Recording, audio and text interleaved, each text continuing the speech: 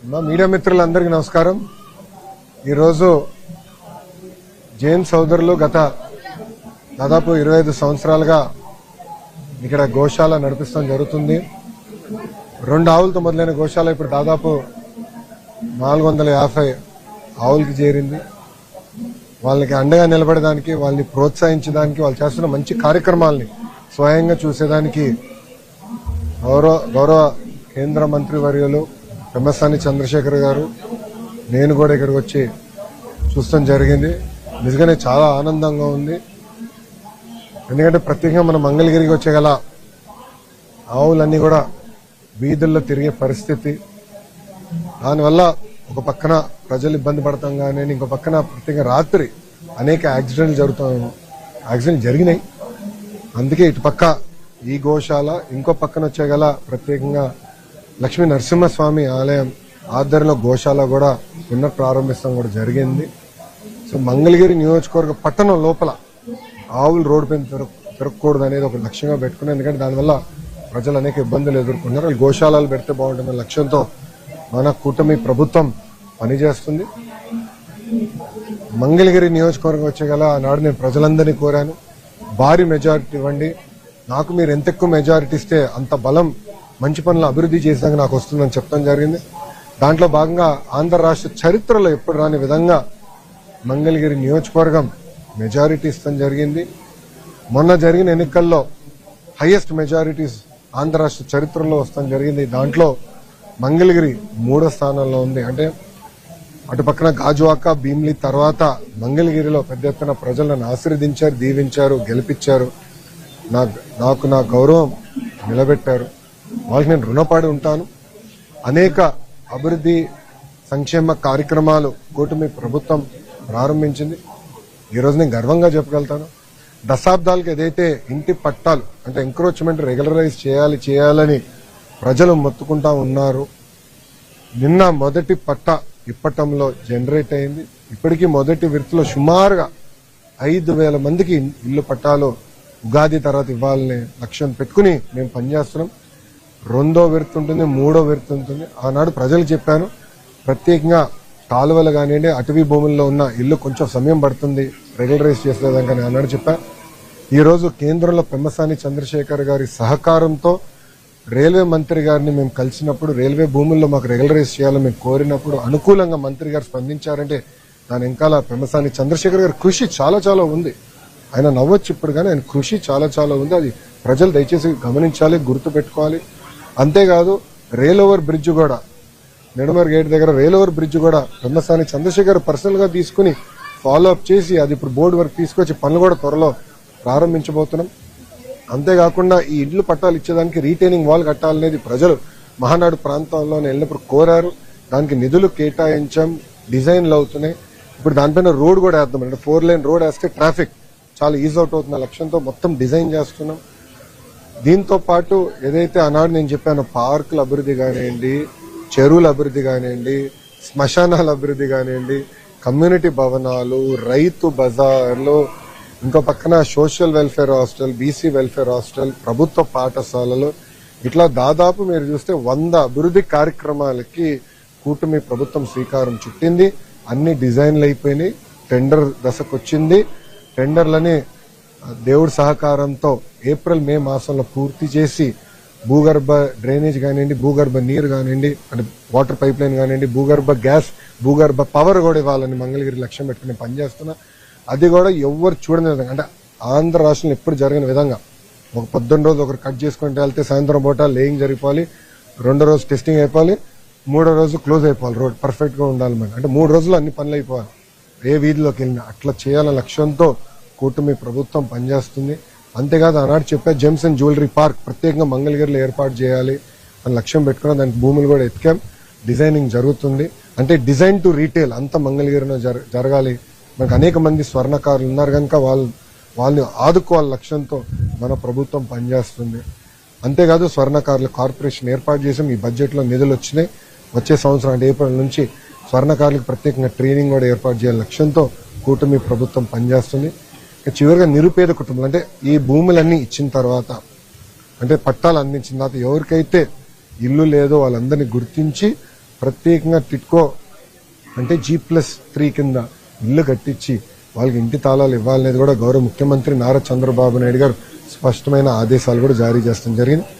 So కేంద్రంలో మోడీ గారు కానివ్వండి, మోడీ గారితో పాటు మన రామ్మోహన్ నాయుడు గారు కానివ్వండి, పెమ్మసాని చంద్రశేఖర్ గారు కానివ్వండి, ఇక్కడ ఆంధ్ర రాష్ట్రానికి వచ్చగల గౌరవ ముఖ్యమంత్రి గారు చంద్రబాబు నాయుడు గారు, ఉప ముఖ్యమంత్రి గారు పవన్ అన్న, మంత్రిగా నేను ముగ్గురం కలిసికట్టుగా మంగళగిరి అభివృద్ధి కోసం అహర్నిశలు కష్టపడతాం.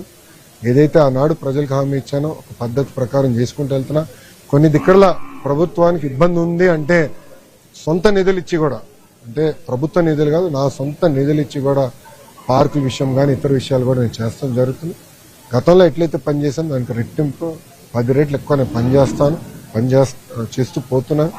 ఆనాడు మొదలుపెట్టిన అన్ని సంక్షేమ కార్యక్రమాలు ప్రతిపక్షాలు ఏదైతే మొదలుపెట్టిన అన్ని కూడా ఈరోజు నడుస్తున్నాయి. ఇంకా బలోపేతం చేసి ముందరికెళ్తాను. ఇప్పుడు మీడియా మిత్రులకి ఏమైనా ప్రశ్న ఉంటే నాకు సమాధానం చెప్పడానికి నేను సిద్ధంగా ఉన్నాను.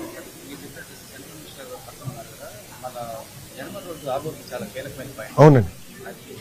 సో అదేమైందంటే అండి, నిడమర ఆరోబి విషయంలో పెమ్మసాని చంద్రశేఖర్ గారి నాయకత్వంలో ఆయన కేంద్ర ప్రభుత్వం దృష్టికి తీసుకెళ్లారు. అది 6 లేనా 4 లేనా అనే దానిపైన కొంచెం చర్చ జరిగింది.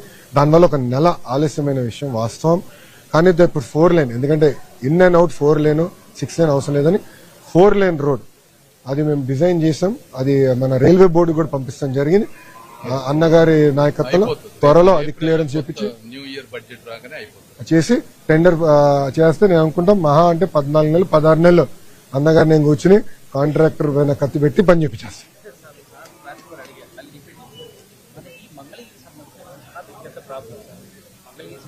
అవునండి,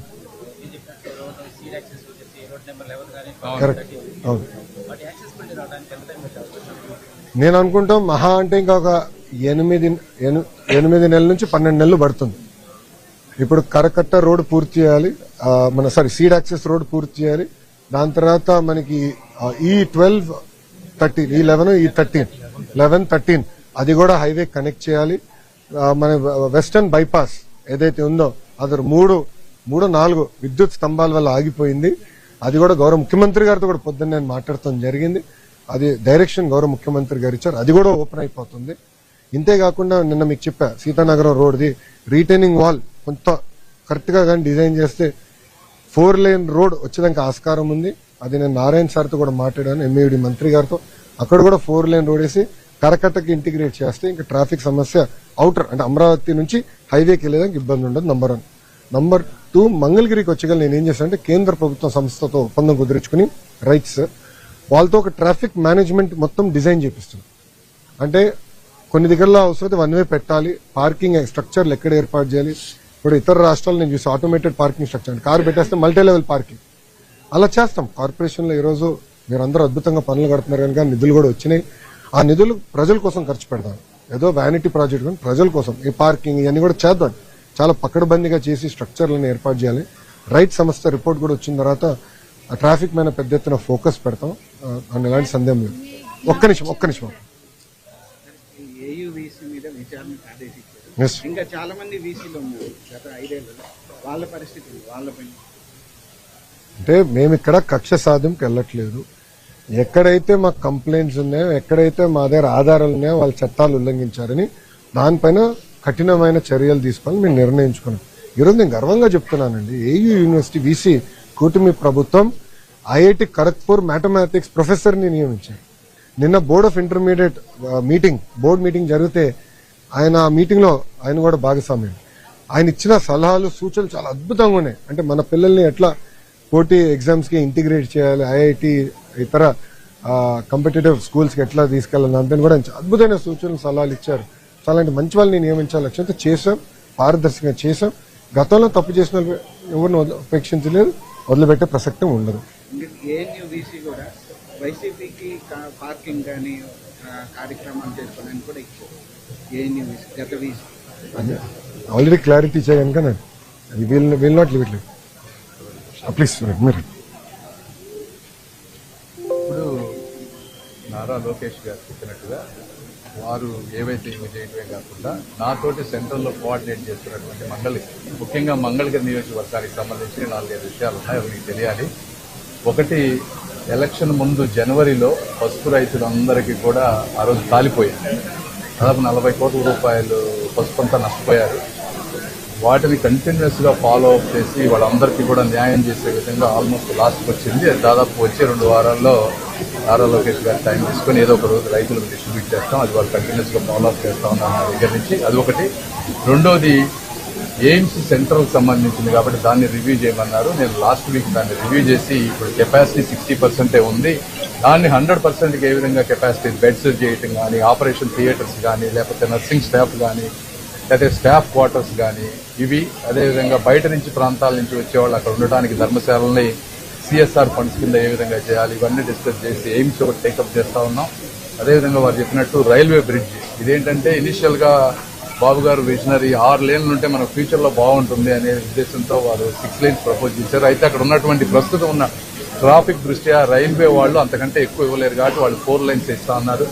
డిపిఆర్లు బ్యాక్ అండ్ ఫోర్త్ మీకు తెలియంది కాదు. ఇక్కడ నుంచి సౌత్ సెంట్రల్ రైల్వే, అక్కడ నుంచి బోర్డుకి వెళ్ళిన తర్వాత మినిస్ట్రీ, 4 దగ్గర అప్రూవ్ అవ్వాలి. ఫైల్ చేంజ్ అయితే మళ్ళీ మొదటి నుంచి ప్రాసెస్ రావాలి, ఎస్టిమేషన్స్ చేంజ్ చేయాలి.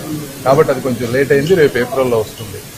ఇవి కాకుండా ఇళ్ల పట్టాలకు ఏదైతే ఇచ్చారో అది ఆ forest land, railway land clear చేయడం అనేది చాలా కష్టమైన పని.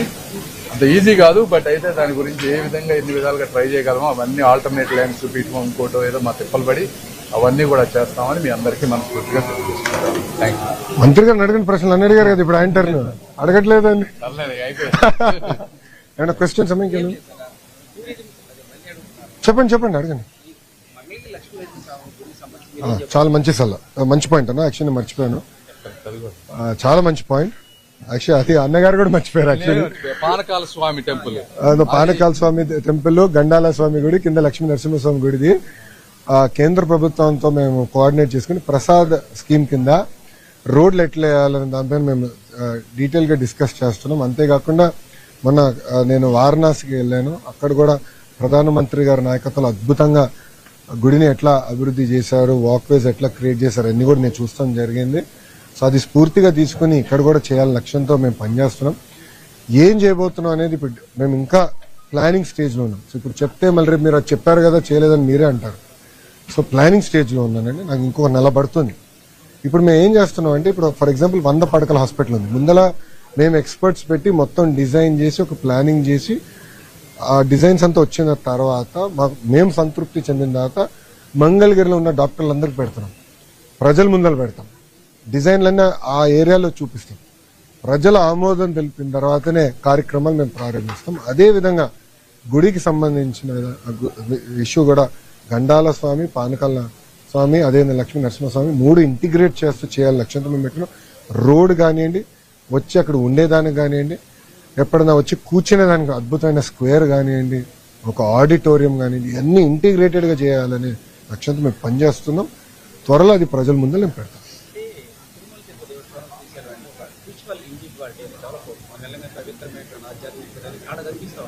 ఇక్కడికి వచ్చేది వాళ్ళకి ఏదో ఉత్సవాలు జరుగుతున్నాయి, వెళ్ళిపోతున్నా అని పద్ధతిలో చెప్తే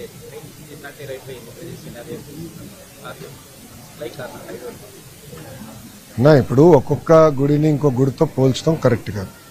ఒక్కొక్క గుడికి దేవుడి దయ వల్ల వేరే వేరే స్థాయిలో ఉన్న గుడిలో పోల్చడం కరెక్ట్ కాదని బలంగా నమ్ముతున్నా.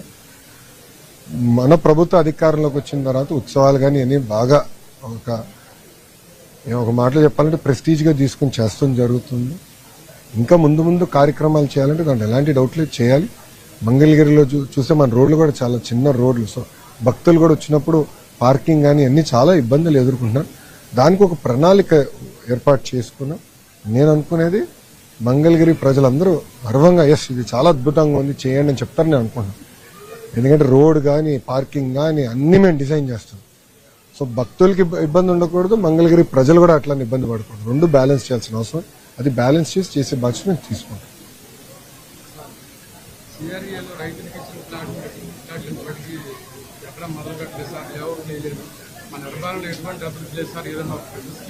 అవును, ఒక్క నిమిషం అండి. అవును, అభివృద్ధి లేదంటాం కరెక్ట్ కాదు. ఒక పాయింట్ నేను చెప్పదలుచుకున్నాను. మీరు ఈరోజు చూస్తే మాకు గుంటల రోడ్లు వచ్చినాయి. మీకు విద్యుత్ విషయంలో మీరు చూస్తే చాలా డెఫిసిట్ తో మాకు విషయాలు వచ్చినాయి. అవి ఒక్కొక్కటి చేసుకుంటాం వెళ్తున్నాం. ఇప్పుడు రిటర్నబుల్ ప్లాట్స్ మీరు టెండర్లన్నీ ఇప్పుడు పూర్తయినాయి, మార్చిలో పూర్తయి పనులు ఇప్పుడు ప్రారంభం అవుతున్నాయి. ప్రధానమంత్రి గారిని కూడా పిలిచి అన్ని పనులు మళ్ళీ తిరిగి ప్రారంభిద్దామని నిర్ణయం తీసుకున్నాం. సో ఇప్పుడు మీరు ఒక మాట చెప్తున్నా, వాళ్ళు ఫౌండేషన్ స్టోన్లన్నీ నీళ్ళు వదిలేశారు, డీవాటరింగ్ కూడా చేయాలి. డీవాటరింగ్ చేసాక టైం పట్టింది మాకు ముందు. డీవాటరింగ్ చేసి పునాదులు మళ్ళీ టెస్టింగ్ కి ఐఐటి మెడ్రాస్కి పంపించి అన్ని ఓకే అంటే దెన్ టెండరింగ్కి వెళ్ళి ఓకే పునాదులు ఓకే బిల్డింగ్ కట్టచ్చు. అంటే పునాదులే మార్చాల్సి వస్తే దానికి సెపరేట్ కాస్ట్ ఖర్చు అయ్యేది కదా. సో అవన్నీ మేము చేసి ఇప్పుడు పనులు ప్రారంభించాము. సో ఏప్రిల్ మాసం నుంచి పనులు ప్రారంభించాము.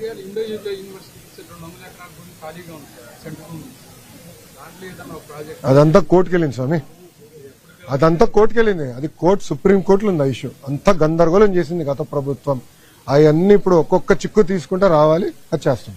అది ఒకరోజు అయ్యేది కాదు సార్, అది టైం పడుతుంది. ఎందుకంటే చిక్కు పెట్టేశారు, వాళ్ళంతా గడిబడి చేశారు, చిక్కు అందరు కట్టేసి పడేశారు. కోర్టులో ఉంది అది. ఇప్పుడు 1 by 1 తీస్తున్నాను, తీసి చేస్తాను. ఓకేనా? థ్యాంక్ యూ అమ్మా. జై హింద్.